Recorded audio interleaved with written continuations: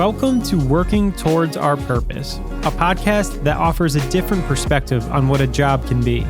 For everyone out there that's heard that voice in the back of their head asking for something more, it's time to listen to it. I'm your host, Gino, and join me as I interview people who have decided to work in their own purpose. Together, we will learn, become inspired, and hopefully find our own path towards working in our purpose. Joining me today is Chelsea Risling, the founder and owner of Meraki Supply Co., a retail boutique turned consulting company based in Calgary, Alberta, Canada. She spent the last 2 years here in New Haven working for Yale as director of operations for the women's hockey team. Chelsea, thank you so much for being here. How are you today? Thanks. I'm great. Yeah, it's a nice, beautiful, sunny day in New Haven. Yes, it is. So I guess that first question is always like, what was your kind of childhood like? And like, you know, what did you do for schooling? Or like, what was it like growing up in Canada? I mean, that's probably different than America. So kind of, just a little bit about your story. Yeah, I grew up in Saskatchewan, which is one province east of Alberta. And yeah, I had a very normal childhood. I grew up with my dad and got to play lots of sports and have lots of friends and have just a really pretty normal upbringing. And in high school, I moved to boarding school, and it was like a Catholic boarding school, and it was awesome. I made a lot of friends there. I think that was probably one of the most foundational couple years of my life, was moving away from home and starting to figure out who I am as a person and establishing a lot of lifelong friendships. And after that, I moved to Calgary, to the University of Calgary, to pursue a degree in philosophy. Interesting. What led you to like philosophy? Was that just something that like intrigued you, or? Yeah, 1,000%. I know it's not the most practical university degree a person can take, but I loved the conversation and diving in depth into various topics. And I just found it really stimulating. So yeah, that's kind of what I did for 4 to 5 years. After that, I did some traveling. I backpacked across Australia, which was really fun. And I had to make a decision, join the corporate world and pursue a law school or further education, or open my own business. And I was presented with sort of a fork in the road, and I chose to take a huge risk and a huge leap and open up a store at age 24, and with knowing nothing about it. Yeah, and it actually all worked out for me, which was really cool. That is cool. And we'll definitely like get into that because I have a lot of questions about that. But I think the first thing that comes to mind for me is like, is the view of like going to school and getting a job for like 40 years for the rest of your life. Is that a similar view that like Canada also shares to the United States? Or is there like a difference, do you think, between like work culture and like life balance? I think Canada in that aspect is very influenced by American culture. The university aspect, or going to school, or choosing your career in a sense right out of high school, whatever that may be. There's like a lot of pressure to sort of have it figured out. And I think that's so silly to think that 16, 17, 18-year-old kids these days could have any idea what they want to spend the rest of their life doing. And I think that's like a dangerous pressure to put people under. I wish more people would take time and travel or work or figure out who they are, focus on making friends, community, or being somewhere that they actually enjoy. And yeah. Mm-hmm. Yeah, totally. Definitely agree with that. So did that affect like what you went to college for? Because you even said like maybe it's not a practical degree, but I remember like for me, when I picked a degree, like that was kind of the only thing I was thinking about, like where it would position me to after college. So what like made you pick the thing that you were interested in versus like maybe a quote unquote more practical degree? Yeah, I think that's maybe what sparked my sort of outside the box life in not pursuing something that just led straight to a career job, and choosing something that did pique my interest more than being practical. Yeah, that's really cool. So then you did some traveling after you graduated, and what spawned you to go to Australia? That's very far away. Yeah, I had some friends who were out there doing some traveling, and I was just about done my degree at the U of C, and I decided I'm going to book a one-way flight out there, and we're going to get a van and drive up the coast and camp with no return flight or anything. And that was really fun. I'm a bit of a spontaneous person, always Mm, up for adventure, and that was a really fun summer of my life to get to experience that and a bit of a different part of the world. Yeah, it was cool. I also had moved out east for a year of my university time to work for the University of New Hampshire's women's hockey team. And I did my courses online from my university. So that was kind of cool. I got a little taste of Eastern America, just north of Boston. And yeah, that was a really, really fun time too. I've never been afraid of making a move or changing cities or, going into something a bit unknown. And yeah, so I feel like that was rooted in me from a bit of a young age. yeah, definitely. So then you came back from Australia, and then you just decided that you wanted to open a business. What was that process like, or decision making? Like, did you think about it a lot, or was it like something that kind of just came up and you took it? Yeah, I moved back and I was studying for my LSATs and sort of planning on, I guess this is the next step, like continuing my education and going into law school. And I had finished those, was happy with my scores, but felt a little bit of, you know, I don't know if this is the right decision for me. I think there's a part of me that doesn't quite fit into the corporate world. And that was the part of it that I worried about the most. I'm a really passionate person. When I find something I love, I'm 110% into it. But I'm also myself. I'm very myself. And I don't know that I could fit into conforming into the corporate world in the way that I would have probably needed to be successful in that career. And yeah, one thing led to another. And I think it's that little bug you get bit by, or that little seed that gets planted in your brain that, you know what? I've seen other people open businesses. I feel like I could really do this and give it a shot. And that was sort of the moment when I changed course and pivoted from continuing education to taking a risk. Shortly after that, I found a space to lease. And from there, it was no looking back. I designed the space and made it my own. And yeah. Mm. So did you have to sign like a certain amount a year lease? Because I know with commercial leasing, it's usually like not just 1 year; it's like a bigger commitment than that. Was it similar? And if so, like, was that like nerve wracking or scary to kind of commit to that big chunk of time?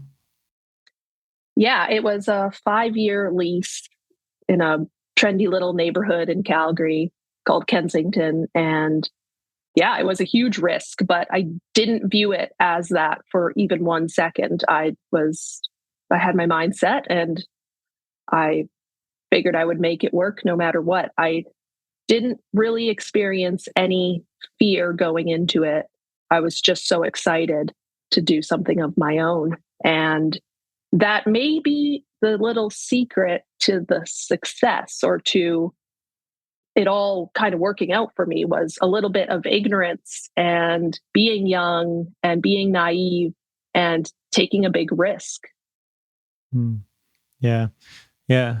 I guess something that kind of comes up in the people that I interview, I was thinking specifically of one episode I did, but like the way that people make decisions can be different, like depending on your personality and that sort of thing. I think some people make decisions with their head a lot and like very logical and that sort of thing. And then some people make decisions with like their heart, or maybe more with passion. Is that something that like you notice when you make decisions? Because I guess I'm kind of like thinking about the decision you made to go to college and the decision to open a business. It sounds like you more so follow something that like you're interested in or like you're passionate about versus logic. Is that, I don't know, something you ever think about? Yeah, I definitely think about that. And I think we're all a combination of all of those things depending on what it is and age really does play a factor in that, or responsibilities that come up in life. But I've never let logic stop me from doing something that I'm passionate about. I feel that trumps all. Yeah. I think it's something that I bring up because it's always something that I balance and play with, because I think I also am a very passionate person when it comes to the things that I enjoy, but I also am very logical, and I went to school for mechanical engineering. It's very, you know, follow the formula sort of thing. So it's something that I constantly balance. And I think the older I get, the more I lean off of the logic and more of the what intrigues me. And I think it has been helpful. So yeah, just interesting to get your perspective on that. So what was the first step of starting a store? Did you find a space and then decide what you wanted the business to be, or did you think about what the business was and then find the space? Yeah, I think those two went pretty hand in hand, finding the space and having the concept and the vision all kind of panning out at the same time. It was about a 6-month period of creativity and brainstorming and coming up with the concept and all the little details. But yeah, I had an idea of wanting a little store that sold a lot of products that aren't represented in other stores, which is pretty typical of a boutique. I mean, a lot of these smaller brands maybe don't have a storefront to sell in, or maybe they're only at markets from time to time. So my idea was to make a space around local goods or local makers, and sort of combine that with a bit of the outdoorsy culture that exists in Calgary and make a little store. So, yeah. Hmm. Interesting. So what was the first biggest challenge, I guess, as opening your own store? So you're a boutique, finding kind of other people's unique items. What was the process like to even find stuff to put in your store?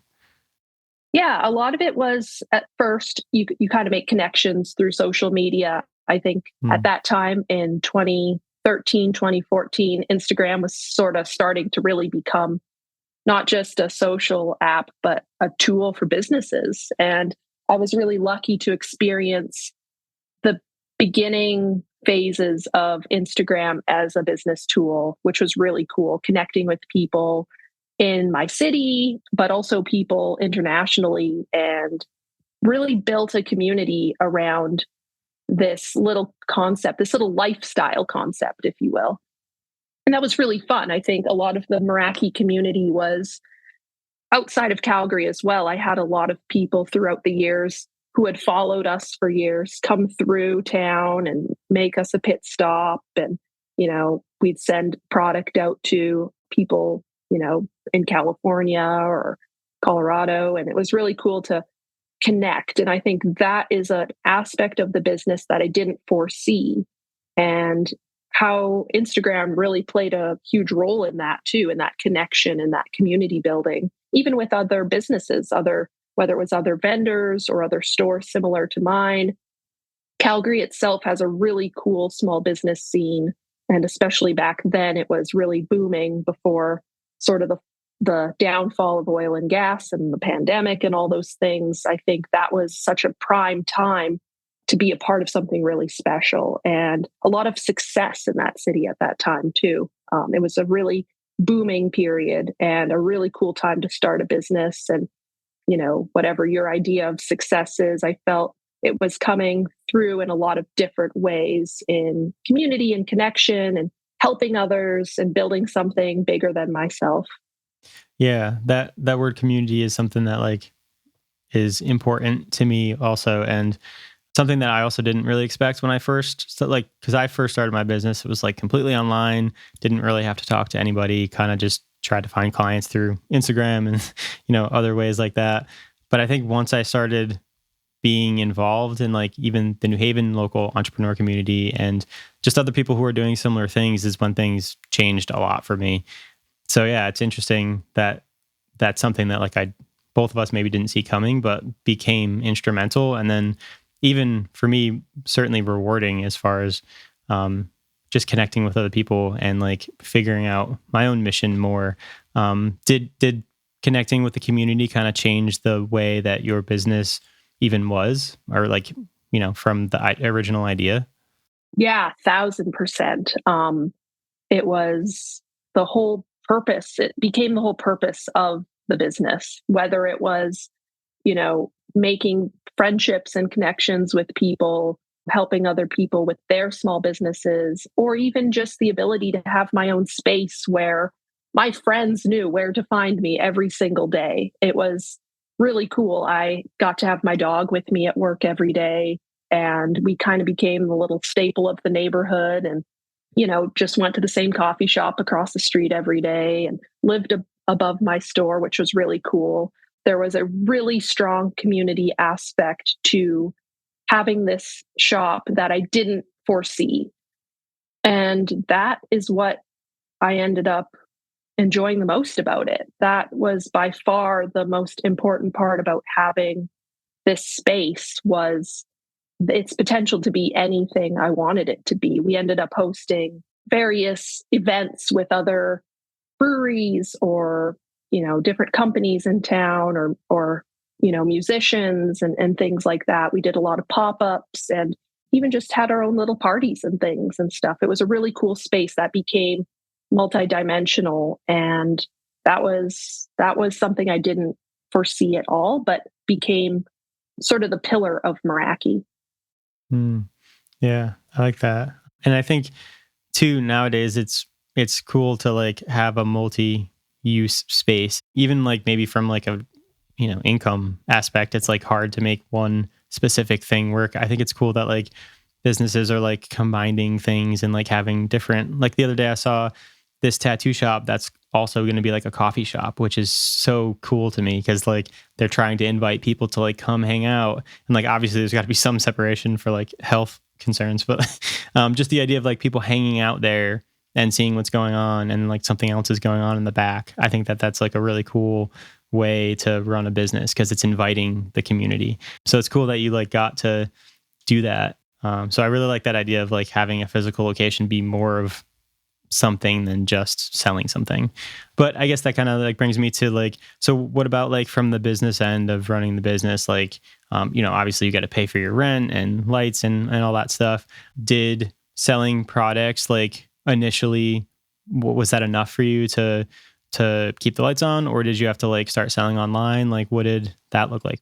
Yeah, the store itself did fairly well. I'd say my expectations in that aspect were exceeded. There was a big push for me to sell online and do e-commerce, or I guess not a push, but more pressure from people who maybe didn't live in the city and things like that. And I dabbled in that a bit, but I found something a bit impersonal about the online space of selling a product, that at the end of the day just like wasn't what I was trying to do initially. But e-commerce in that time frame, in those 6 years, did become one of the main ways of consuming and shopping. So sort of pivoting to that in some degree, but a bit in a resistant sort of way. The point was to come down to the store, and see the space. Upon opening, I didn't have a lot of startup money at all to open up, but I spent every last dime on making the space feel a certain way when people walked into it, where you almost feel a bit transported when you walk into the space. It was all Douglas fir, wood paneling, and big, huge beams, and a really cozy space with exposed brick and things like that, and dim lighting. And I wanted people to feel like they were walking into a cozy space and a space that felt like quality, and that was then reflected in the products as well. But the products almost being an afterthought to how the space initially felt. And I think anyone who's stepped foot in Meraki knows what I'm talking about. And I'm sure there'll be some people listening to this that have been there. And yeah, so I think e-commerce is something I was a bit hesitant to do because, it's impersonal. And at the end of the day, all of the brands that I sold in the store had their own e-commerce sites and their own websites. So that's an interesting reality of being somebody who's a vendor for other people's products, which then led it to us making some one-off drops of Meraki products and things, which was really fun, just to have that little creative touch and get to do some things like that we wanted to make. Yeah. Cool. Yeah. I like that because I'm kind of the same way. Like I'm more of an in-person sort of being. And Yep. like, I really like the way that you describe, I guess, the aesthetic of the store and like how that was almost more important or a primary driver versus like the actual products. And I think I noticed a similar thing on your Instagram as well. Cause I literally scrolled back like as far as I could to try to see like if there was like pictures of products and stuff like that, but it's all just like an aesthetic of like, I don't know, you feel a certain way by looking at all the pictures that are like curated. Do you know what that is? Like the drive to like want to like curate this kind of aesthetic almost? Yeah. I haven't thought too much about that. As you said, it's kind of been like that from the beginning. But I guess it's sort of storytelling in a sense, or Mm, something like that. It's visual storytelling, and I wanted to reflect, quality and consistency in our products, and I think that was the main platform for that. Funny thing is, I had never had to spend a dime on advertising or marketing. I just figured it out as I went, which was really fun.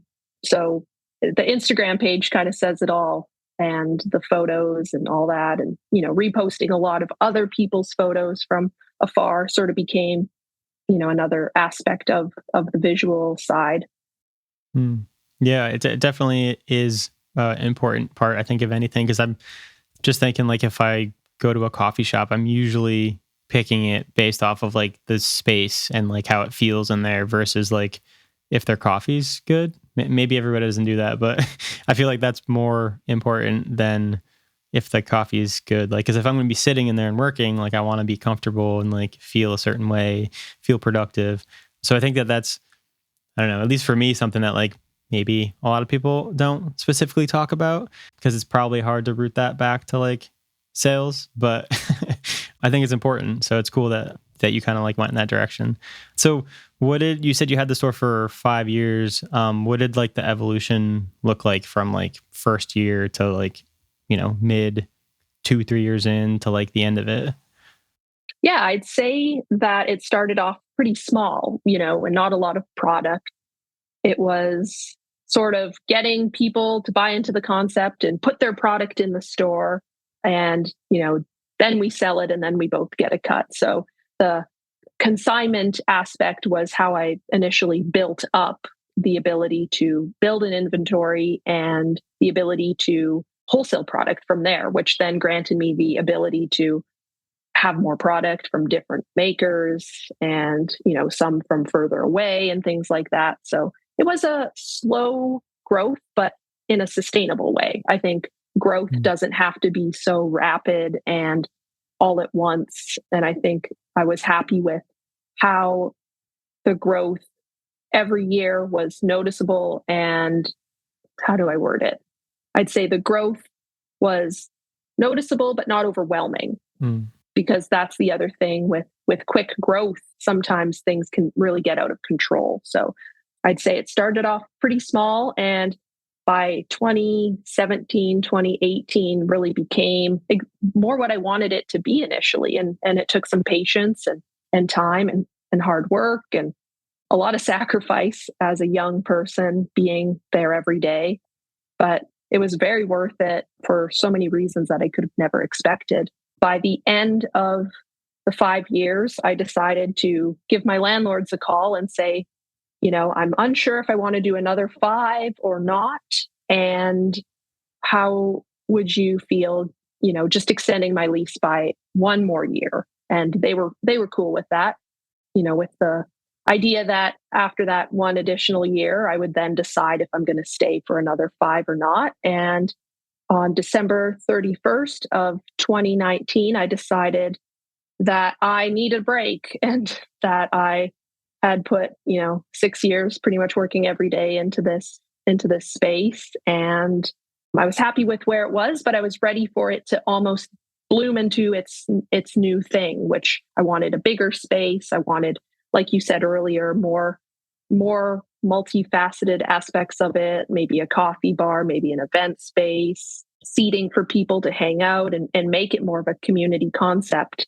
So closing the store was a hard decision, but also kind of an easy decision because in the back of my mind, I knew that, or I thought I knew that it was going to come back kind of bigger and better and more built around community. And I mean, a few months later, we all know what happened in March of 2020 with the pandemic. And that sort of changed the fate of what I was building at the time. You know, I didn't know how long the pandemic would last. I didn't know if it was going to be a month or a year or longer, which it ended up being. So it ended up having to pivot into something to help other businesses stay alive at that time. Hmm. Yeah, that's interesting timing. It's almost kind of perfect timing to close a physical location when everybody was kind of shut down. So, how did you then kind of grow into that next role of helping other businesses? Was it something that like kind of just came to you? Like people started asking you, how do you do these certain things? Or was it something that you kind of went out and tried to do?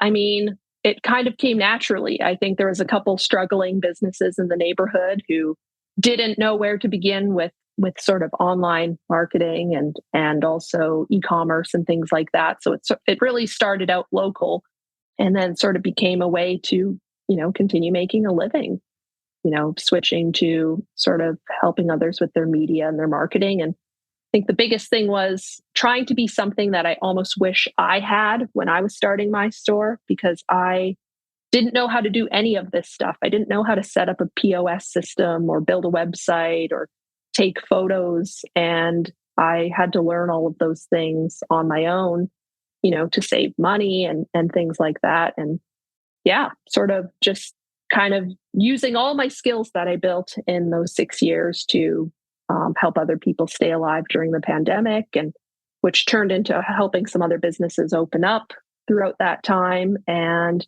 help some other businesses grow or open new departments where they needed to pivot into something a little bit different to stand through that, really difficult time economically. And yeah, and so it was pretty rewarding in that sense, I would say. Hmm. Yeah. I also think it's kind of neat that you get to help somebody with, like you said, almost a younger version of yourself who you wish you kind of had this, and now you can help those people because you kind of know where they're at. So I think that's a really cool way to like, I guess make a business off of the things that you already know how to do, which is, I think, maybe the most natural way to have a business or start a business. I think about that a lot and like trying to I'm noticing like as you're speaking, it kind of seems like that you kind of just seem to like follow what makes sense and like maybe not overthink. But I could totally be missing that. Like, how do you feel about overthinking? I feel personally that like I overthink a lot of things to the point where like I don't even do them. um, Right. so like, how do you combat that? Is that something that like is a challenge for you overthinking things? Yeah, I think there are things in my life, and as I've gotten older, I find that I'm overthinking things a lot more because you go through stuff. There's a reason we overthink, and that's a protection mechanism, and it's wanting to make the right decision with limited information. Overthinking is not always a bad thing, but it can hold a person back, and I find in the last few years of my life since I've closed down my shop, I find myself overthinking, some opportunities and trying to be that person who that I am deep down, who is a little more impulsive, who is open to adventure and opportunities and, open to the unknown. I think when I think about what I want my life to look like when I'm old and unable to do these things, I want to look back and say that I said yes to things as often as I could within reason. But it's harder to do when you get older. You feel like you have to be more responsible. There's social pressures or, subconscious things, a place that you're supposed to be by the time you're in your 30s. And I think I've sacrificed a lot of having a normal life for having a life where I'm able to up and move to Connecticut or, go on a big road trip for half a year, or maybe take a risk in helping someone open a business, and be at this point in my life where I don't know what it's going to look like, but I think that's how I want it to be. Yeah, I definitely resonate with that a lot. And from coming from like a college path going into corporate, I think I felt as if that younger part of my life, I was very excited to like kind of do something, and then almost held back by the job position that I had, or like, the 40 hours you got to be there.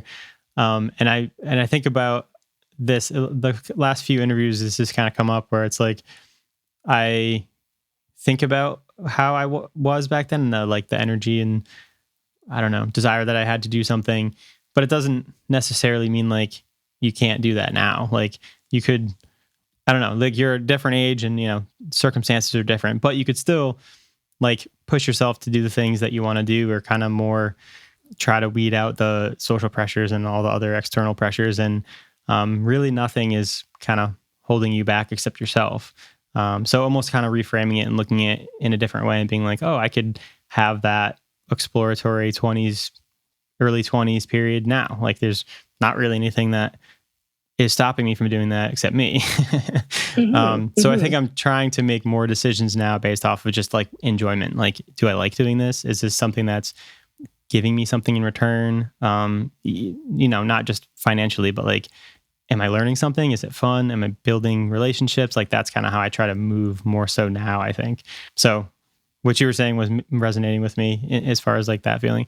But yeah, so as I guess you think about like what it is that you want to do next, you did say that you had some sort of reservations maybe, but like what do you think that you would want to do next? Do you want to open up another location back in Canada? Yeah, this question comes up a lot, and I think I've spent maybe the last couple years unconsciously avoiding that reality of the next thing, right? And, which has led me to some pretty cool places and some really neat opportunities. But at the end of the day, figuring out what the next thing is for me is a bit daunting. My plan is to move back to Canada in the next month or two and figure it out from there. I know that it's a bit open-ended of an answer, but that's kind of where I'm at right now. And I need to remember to not be fearing the future in a time like this, but actually be excited for the opportunities that could come. And, I think that's kind of the main question people ask me a lot is, oh, well, what's next? And where are you going to live next? And what are you going to do next? And I don't know. I don't know. And I'm kind of like it that way by design. It's sort of like that on purpose. I want to do something that I'm passionate about, but I don't think it's going to be a retail location again. A lot of reasons for that, some practical and some more emotional. The economy's changed, how businesses operate has changed. Look at Amazon in the last 10 years. From 2014, when I opened my store, to now, most people just want to shop online, and it's really hard to compete with that. But also building something that isn't unknown, like, building something practical too, building something that can help people, building something that I can see myself doing for a while. And I'm not sure what that is. I've helped restaurants and people in that world start up, and part of me is really interested in that from a passion perspective, but my skill sets lie in, maybe more marketing and business vision and things like that. So I don't know what the future holds. And I think that's really exciting. And I need to, remember that. And talking with people like you really helps me to remember that, oh yeah, this is exciting and this is okay.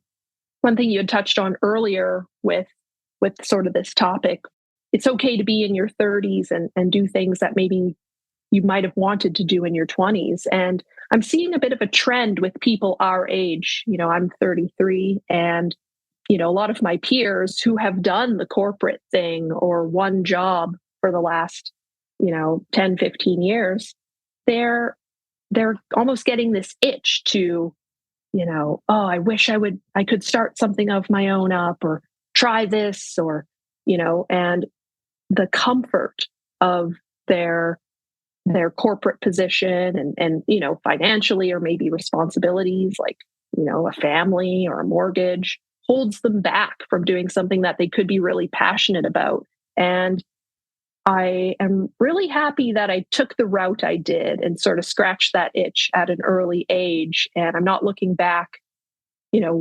wishing I could do something that maybe I can't do now. My life doesn't look like what a lot of those people's lives look like. And that's okay. I do hope that people our age can feel comfortable and confident enough to not think it's too late to try something new and try something exciting.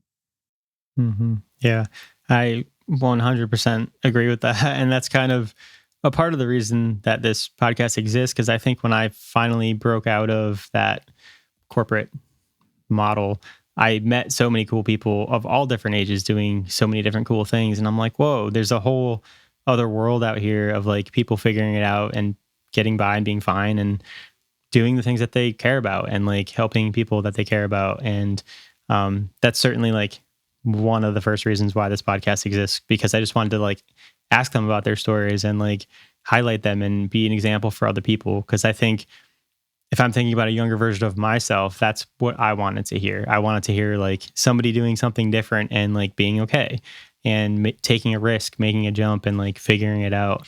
Cause yeah, you'll always figure it out in the end. Like it'll come together in ways that you couldn't imagine. But I think taking the jump is like the hardest thing. So yeah, I really like what you just said. And it is super exciting to go into something and be like, I don't know what I'm going to do, but I'm going to follow my heart and it'll lead me to what I'm supposed to be doing next. And I think that that's in and of itself super empowering and a cool way to look at it for sure. Yeah. Yeah. I feel really fortunate to be in the position I am in. I feel like my phase in life right now is very much a follow my heart kind of phase. I'm feeling ready to move back. I'm feeling really excited for the future. And I've got a lot of really awesome people in life too that are really supportive. I always inspired by, my friends and my peers and, other business owners and people like you who, make me remember that, it's going to be okay. And, the support that you experience from people that are like-minded is something you can't quantify. But to me, that's success in and of itself is like, who do you have in your life helping you become whoever it is that you want to be? Mm-hmm. Yes, I again totally agree, and that's definitely something that like you can't quantify, but is so important and just helps you get through. Because I think a big part of it too is like it's not just a steady kind of doing the same thing every day, getting the same paycheck every week. There's ups and downs, and I think you need people and community to help you through those times. And in getting together with other people who are doing similar things, like-minded people, you are then inspiring each other and like growing together as a whole, which is, I think is like the coolest thing. So yeah, it makes me think about like physical location places where like people can come together and do that. And I think maybe one day I'll have some sort of place where people can do that, because I really like the idea of people in person, like communicating and working off of each other's energies and inspiring each other. But yeah, we'll see down the road. That's a very cool idea. I love that idea. And I think that we need more of that in the world, to feel connected and to feel inspired and, to build off of each other's energy and passion. Mm-hmm. Totally. So we are kind of getting to the end of our time, but I do have to ask you the same question that I ask everybody, and that is, what does purpose mean to you? For me, it's, kind of an important word, and it's, in this podcast. So I want to get your perspective on what purpose means. What does purpose mean to me? Yeah, that's a tough one. That's ever changing. That is, I think, a big part of purpose for me is just authenticity and being true to who I am and whatever season of my life that is, honoring that, it's always going to be changing, and that's okay. We're meant to change and we're meant to grow, and there's ebbs and flows to life. And it's easy to say right now, but of course it's difficult when you're experiencing that. But, my purpose is to be me be authentic to me, be kind, be, help others, inspire others, but just always remain true to who I am. And know when it's time to say goodbye or time to say no, and know when it's time to jump in, feet first into something exciting. And I'm proud to have done the things that I've done, and I'm excited for what the future holds. But yeah, I'd say purpose is really rooted in authenticity at the end of the day. Yeah, I love that. And I'm also finding that myself, that's also a really important piece of it. And I have words, like it seems every year, like different words that seem important. And authenticity is one of them for this year for me, because I think that that's how you can inspire people the most, is by being your most true self. And then it inspires other people to do the same. So yeah, I really like that answer. Yeah. I love that. That is so true. It's truly what inspires others too, is just being you, which is the craziest life hack ever. Just be yourself. I know. Sounds so easy, but it's not.